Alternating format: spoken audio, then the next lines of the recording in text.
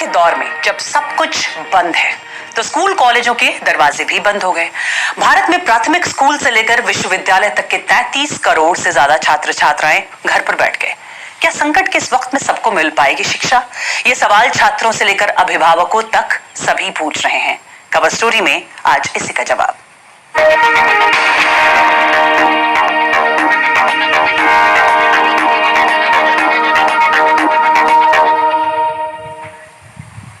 इस महामारी और लॉकडाउन का असर भारत समेत दुनिया भर के लगभग 70% छात्रों पर पड़ा है। पर अब जब धीरे धीरे लॉकडाउन में ढील दी जा रही है तो कई देशों में स्कूल भी खुलने लगे हैं। ब्रिटेन में प्राइमरी स्कूल खुले तो 1 से लेकर 6 साल तक के बच्चों ने स्कूल का रुख किया। नीदरलैंड में बच्चे जब स्कूल पहुंचे तो स्कूल और साथी तो वहीं थे, पर पढ़ाई और खेल दोनों का माहौल वहां बदला बदला सा था। बच्चों को नए नियमों का पालन करना पड़ रहा है, हर चीज में दूरी बरतनी पड़ रही है। लेकिन वहीं जब दक्षिण कोरिया में स्कूल खुले तो सुरक्षा के इंतजाम नाकाफी थे और स्कूलों को दूसरे दिन ही बंद करना पड़ा। इजराइल में भी 7,000 छात्रों को क्वारंटीन किया गया है, 40 से ज्यादा स्कूल बंद कर दिए गए हैं और अब भारत में भी स्कूल खोलने की चर्चा है। पर भारत के लिए चुनौती और भी बड़ी है। यहां जितनी छात्रों की तादाद है वो अमेरिका जैसे देश की आबादी के बराबर है। इतने लोगों को शिक्षा मुहैया कराना और संक्रमण से बचाना कितनी बड़ी चुनौती है। छात्रों से लेकर अभिभावकों तक की चिंता यही है कि कोरोना वायरस के दौर में पढ़ाई कैसे होगी, स्कूल कब खुलेंगे और जब सब कुछ बदल रहा है तो शिक्षा व्यवस्था कितनी बदल जाएगी। मैंने ये जानने की कोशिश की भारत के मानव संसाधन मंत्री रमेश पोखरियाल निशंक से।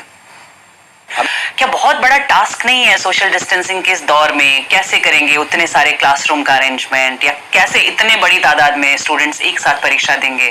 डिजिटल डिवाइड का क्या, जो इंडिया में आज भी 23-24% लोगों के ही घरों में इंटरनेट है और गाँव में कई बच्चे तो मोबाइल फोन पर ही डिपेंडेंट हैं, उनके पास डेस्कटॉप भी नहीं होता है कि वो पढ़ाई करें। तो ऐसे में आपको क्या लग रहा है कि सबको शिक्षा मिल रही है ऑनलाइन पूरी? देखिए, अचानक ये जो परिस्थिति आई ये किसी को भी पता नहीं था और उसको कुछ नहीं मिलने से कुछ मिल रहा है, बल्कि कुछ से और आगे मिल रहा है।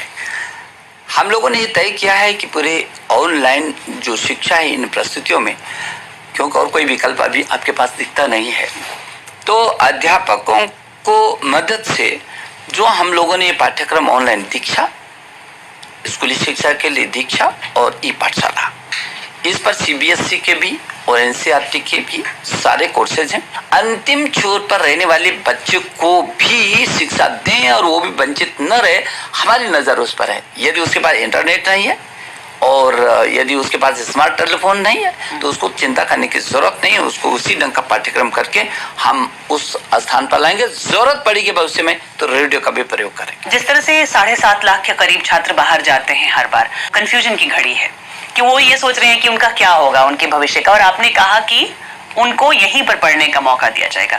क्या इसके लिए इंफ्रास्ट्रक्चर तैयार है भारत में? देखिए, मैं उन छात्रों से और उनके अभिभावकों से, दोनों से मैं अपील करूंगा कि उनको बाहर जाने की जरूरत नहीं है। हमारे जितने आईआईटी है, आईआईएम है, एनआईटीज हैं, आईसर हैं, यहाँ से निकलने वाले बच्चा और दुनिया में छाया हुआ है।